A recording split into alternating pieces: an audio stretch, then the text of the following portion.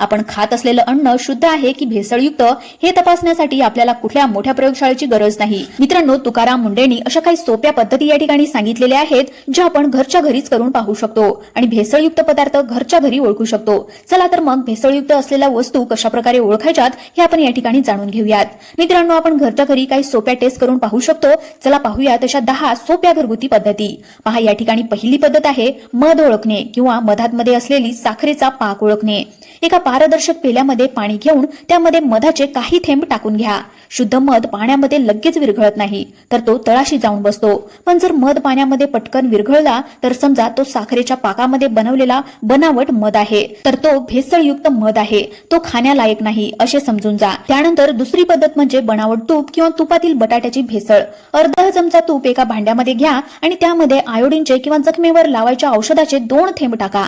जर तुपाचा रंग निळा झाला तर समजून घ्या की त्यामध्ये बटाटा किंवा स्टार्चची भेसळ आहे।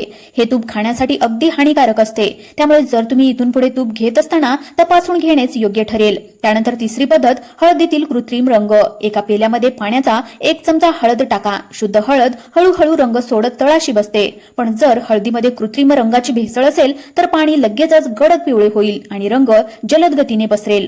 त्यानंतर चौथी पद्धत आहे खोबरेल तेलाची शुद्धता। खोबरेल तेल काही वेळ फ्रीज मध्ये ठेवा। शुद्ध खोबरेल तेल पूर्णपणे घट्ट होते, पण त्यामध्ये जर दुसऱ्या हलक्या तेलाची भेसळ असेल तर तेलाचे थर वेगवेगळे झालेले स्पष्टपणे दिसतात। त्यानंतर कागदाची टेस्ट किंवा पेपर टेस्ट। बघा, एका साध्या कागदावर किंवा टिश्यू पेपरवर तेलाचे 2 ते 3 थेंब टाका आणि तो कागद सूर्यप्रकाशामध्ये किंवा उजेडात धरा।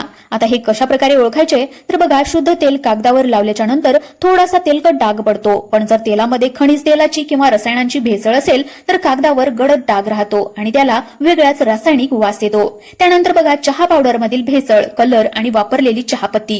बघा कशा प्रकारे बघायची आहे तर एका कोरड्या फिल्टर पेपरवर किंवा साध्या पांढऱ्या कागदावर थोडी चहा पावडर पसरा आणि त्यावर पाण्याचे काही थेंब शिंपडा। कागद थोडा वेळ तसाच ठेवा आणि नंतर कागद धुवून टाका। आता हे कशा प्रकारे ओळखायचे तर ते बघा, जर चहा पावडर मध्ये कृत्रिम रंगाची भेसळ असेल तर कागदावर पिवळे किंवा लालसर डाग पडतात।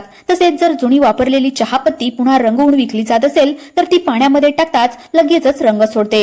आता जिऱ्यामधील खोट्या जिऱ्याची या ठिकाणी भेसळ कशा प्रकारे ओळखायची आहे तर बघा, या ठिकाणी थोडेसे जिरे आपल्या हाताच्या दोन्ही तळव्यावर घ्यायचे आहे आणि थोडे हलके चोळून घ्यायचे आहे। याला कशा प्रकारे ओळखायचंय तर बघा, जर जिरे घासल्याच्या नंतर हातावर काळी पावडर किंवा काळा रंग लागला तर समजून घ्या की निकृष्ट दर्जाच्या घाणीला किंवा बियांना काळा रंग लावून जिरे म्हणून विकले जात आहे।